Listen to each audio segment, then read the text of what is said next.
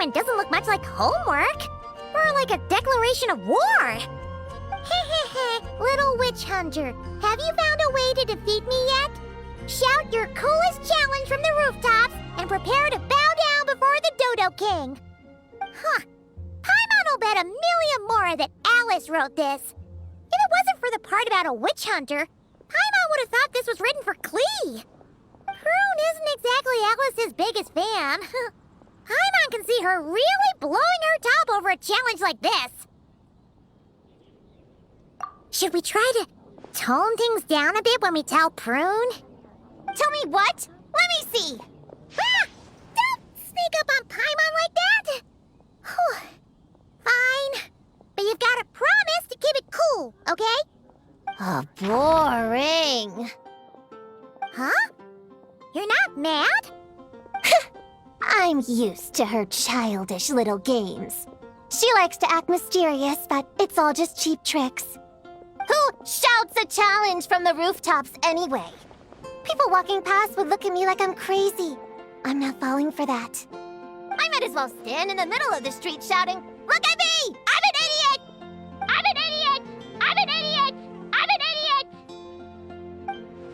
Hey! Why is my voice coming from over there? Huh? What was that? You're an idiot? Yeah, you could say that again.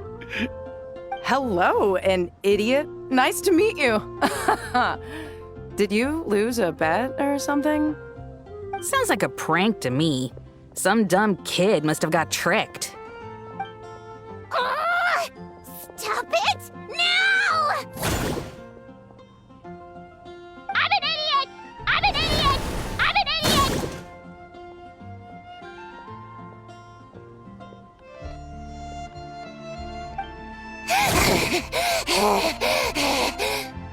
Calm down, Prune. There's no need for violence.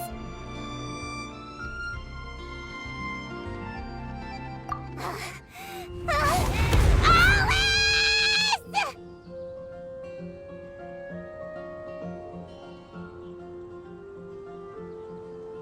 Hello, everyone! Well, I wasn't expecting a challenge like that. It's certainly a novel approach. Anyway, congratulations on successfully activating your Witch's Homework Challenge. I've prepared a magical space for you with a real sense of pomp and circumstance, but it's going to take a while to load. So I thought, why not turn your challenge into loading music while you wait? Play it again and again to really build the excitement and get you properly pumped up. What do you think? I'm an idiot! I'm an idiot! I'm an idiot! Hey! That wasn't a challenge! Turn that stupid noise off right now! Oh dear, it looks like there's been a misunderstanding. I'm afraid the loading music's already merged with the challenge. If I cancel it now, you'll fail the whole thing. But I mean, if you're certain, I guess you can try another time, if fate decides we should meet again. No! Don't you dare run away again! Not after I finally tracked you down! Ugh! How much longer does this thing need to load? Huh? The magic space? It loaded ages ago. Welcome to the pinnacle of the dramatic arts in all of Teyvat, the Opera Epiclès, or rather, a magical facsimile of it. Your challenge is to win a debate, which is exactly why this magical space was created. Not bad, huh? Go on, try telling me the sense of spectacle isn't overwhelming you. A debate? Don't you remember how I wiped the floor with you last time? Did you really go to all this trouble just to embarrass yourself again? Well done. You displayed the intellect of a 16-year-old in a debate designed for 12-year-olds. How remarkable you are. I know how much you like to argue, so I've prepared a wonderful topic that even you won't be able to refute.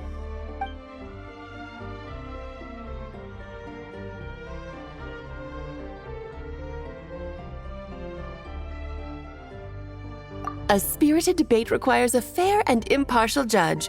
Naturally, you are the only candidate worth considering, and I'm sure everyone else here agrees.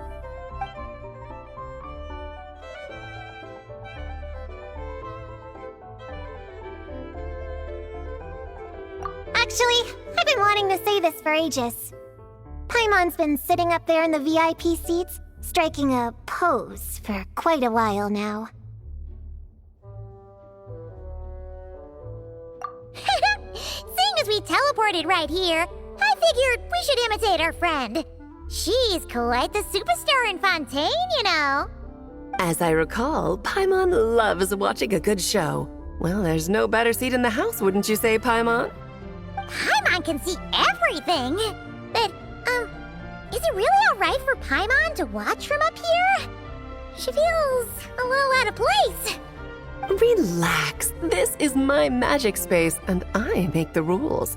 I guarantee you the hoi polloi police aren't coming to kick you out. Enough time wasting. Let's get this over with. What's the topic? Klee is a bad kid. Huh?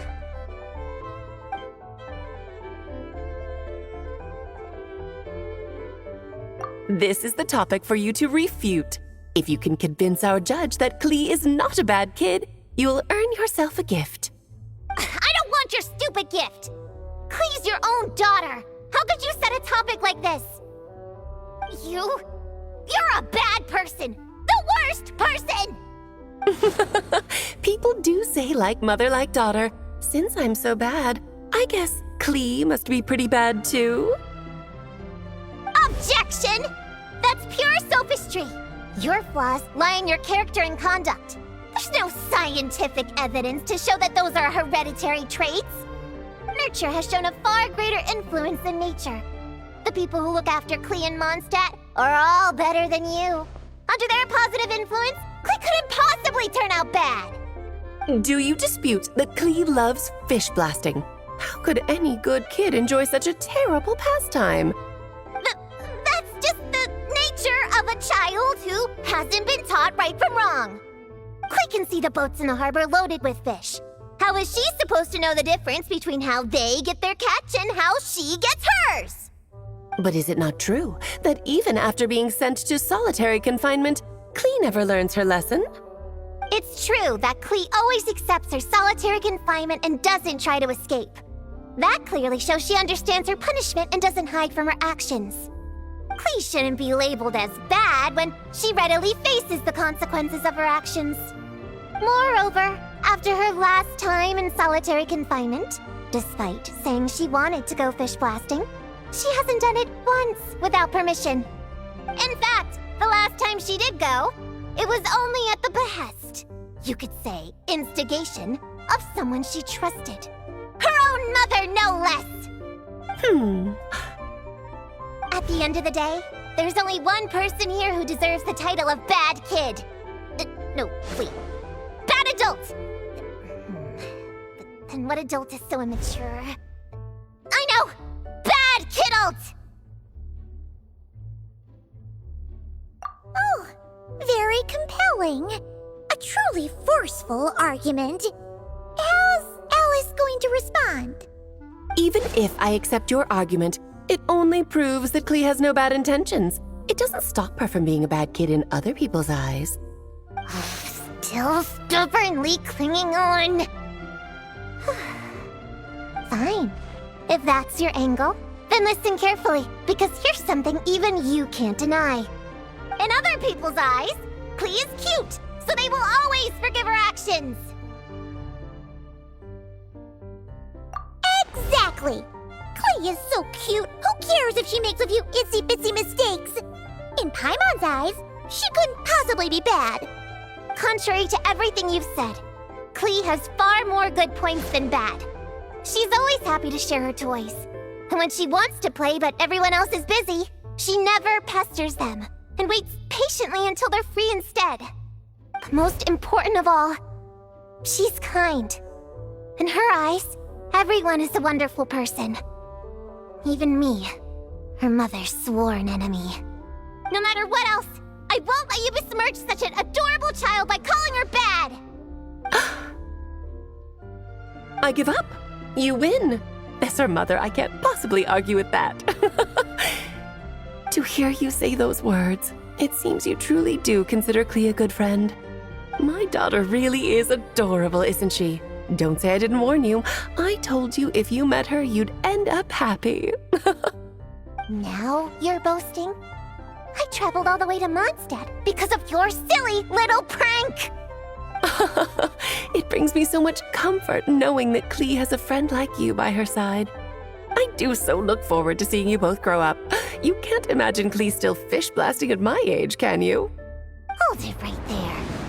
You're not about to say something corny like, ta-da! This was all a test to see how you really feel about Klee, are you? You catch on quick. Seeing as you already know the deal, let's jump straight to announcing the results. Esteemed judge, if you will. Ahem. Little Prune's Witch Challenge. Passed. Please accept the following witch's blessing. May you be as happy, healthy, well-fed, and worry-free as Klee herself. When it comes down to it, you and Klee are both good kids. You're allowed to make mistakes from time to time, or even throw cutie-wooty little tantrums. Thanks? But this doesn't change anything between us. First things first, stop treating me like a child. And second things second, I'm a witch hunter, and I won't forget my duty. You lost this time, so come out here and stop trying to fool me with that stupid doll. Oh me, oh my, would you look at the time? Well, I had a lot of fun today. I'll be sure to drop by the next time I'm free. Toodaloo! Hey, did you hear me? I haven't finished with you yet! Don't you dare run away! Whoa! Everything just vanished! Classic Alice, huh? Oh, you wicked witch! Just you wait. I'll get you one day.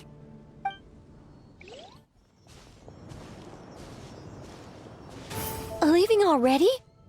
Hey, Barbie! Aren't you forgetting something? Like a whole bunch of stuff you were supposed to give me? Nonsense. Your arrival is more or less in line with Barbie's prophecy. Though, to be honest, I did think you'd be here a little later. Anyway, before we get down to business, it might be best if you two have something to eat?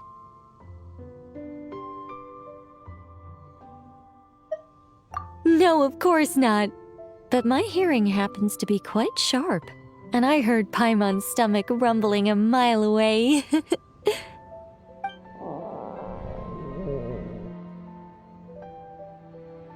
Whoa! Paimon's stomach is rumbling for two! We must both be super famished.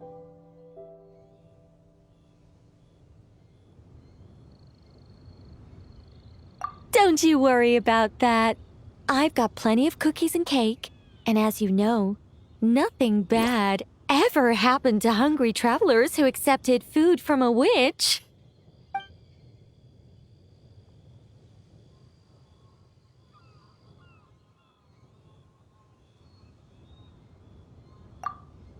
Oh, Paimon's so full.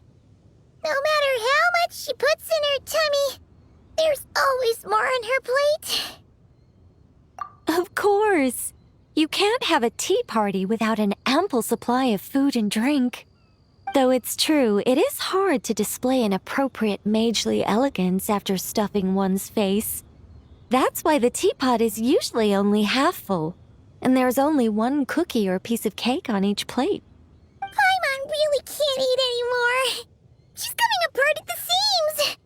Can we get down to business now? Oh, sorry. All right. I gather you're here to deliver my homework. The one that Barbie prophesized? Nothing of the sort. We were discussing something completely different. The moon's massive shift has knocked her hydromancy out of whack. So she needs to head back for a while to undergo a period of silent meditation. While she's away, I'll be taking over responsibility for everyone's homework. I also plan to help her add the next round of homework to the dictionary. Huh. You can just swap the person in charge like that?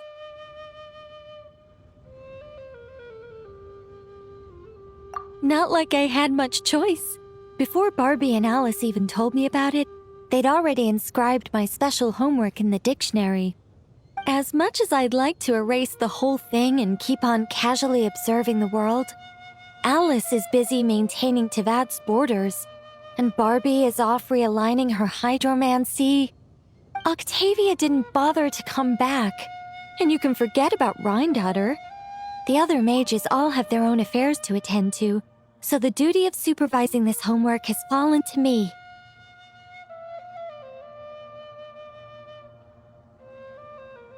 There really are. I don't even know how long it's been since we all got together to make this a proper tea party. In any case, as long as I finish my homework, my story will be officially inscribed in the dictionary. After that, I'll be able to go back to observing and guiding. So, Traveler, Paimon, it's time to deliver your message. What's my homework? Oh, and since this doesn't count as a prophecy, just something Barbie and Alice came up with 10 minutes ago, there probably isn't any useful information to be found in that dictionary you're carrying. You're right, Nicole. We had to look before coming over, and there aren't any detailed instructions at all. There's only these 2 sentences. All right, that first sentence was clearly written by Barbie, but I bet my bottom more it was Alice who added the second. Anyway, let's get cracking on this homework. Just let me think.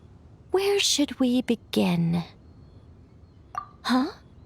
Oh, Barbie gave me a rundown of my tasks just now. Basically, I just need to go to a few homework locations, make sure everything's up to scratch, and conduct some field work. Wait a minute. Paimon thought she was giving you a prophecy. How does a rundown count as a prophecy? Well, you see, I naturally view anything Barbie says to me as some sort of prophecy. Besides, when Barbie wrote this homework of mine, all she actually did was flip straight to the final page of my story and tell me the ending in advance. You make a fair point. But then, what's the difference between a prophecy and a spoiler anyway? All right, enough dawdling. Come on, follow me. We're going to... Yes, that seems like as good a place as any. Just like that? Hold on. How are we supposed to get the...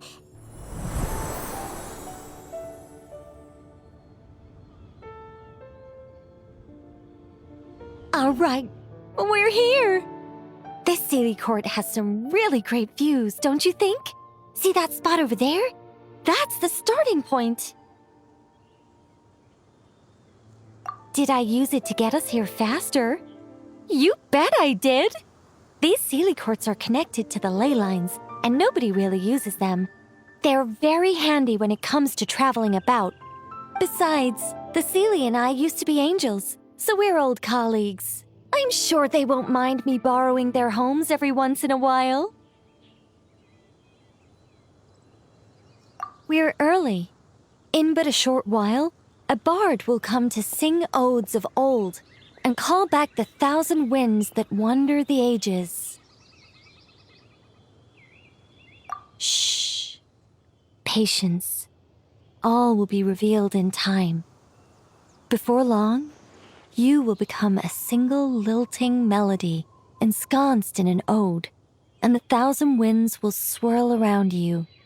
But before that happens, we should allow it to slumber in peace.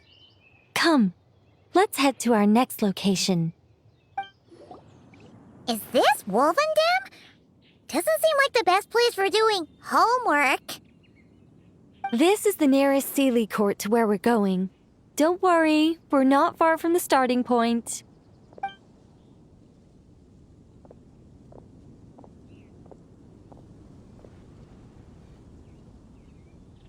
Whoa!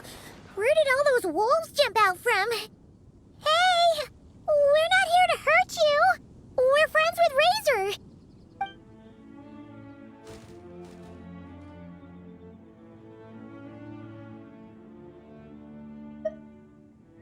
That's right. That child already claimed victory in the battle he was destined to fight. As long as he stands beside his Lupical, I believe he can overcome any foe.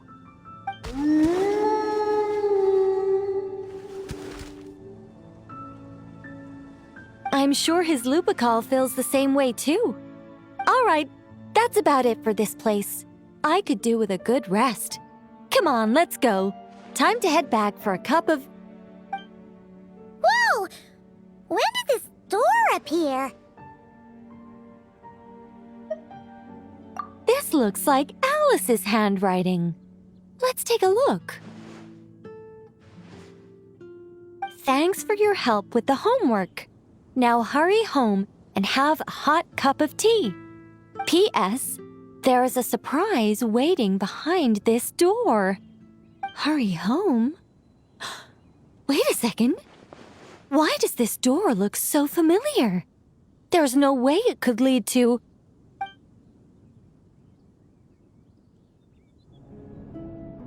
Somewhere new? Hey, isn't this...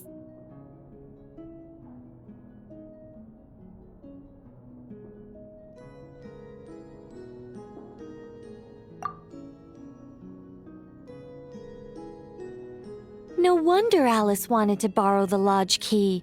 She said she wanted to set up a tea room, even though I told her I already had one.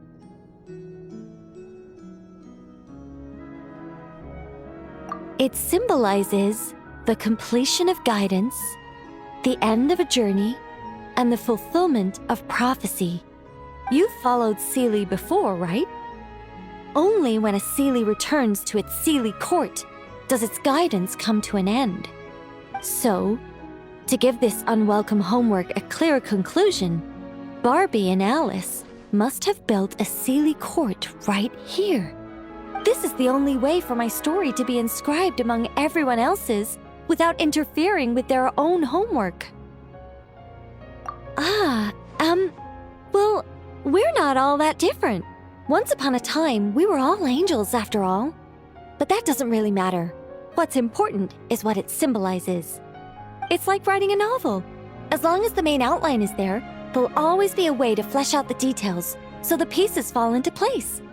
As long as I take my seat, this homework of mine will be officially over. It's a nice touch, but it feels like the ending to a story written on the fly. If Anya were here, I'm sure she'd have come up with something more clever. Don't you worry. That's an essential element as well.